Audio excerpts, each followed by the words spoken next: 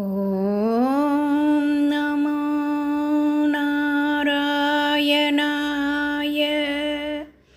தினம் ஒரு திருப்பாவை.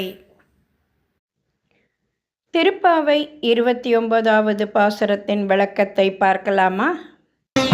கண்ணா, அதிகாலையில் உன் பொன் போன்ற தாமரை பாதங்களை வணங்க நாங்கள் வந்திருக்கிறோம்.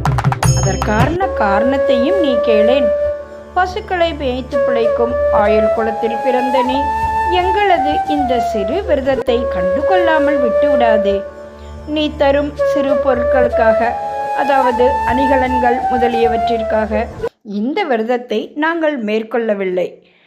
7 பிறவிகளிலும் நீ எங்கள் குலத்தில் பிறக்க வேண்டும், எங்களை உன் உறவினர்களாக ஏற்க வேண்டும், உனக்கு மட்டுமே சேவை செய்யும் பாக்கியத்தை தர வேண்டும்.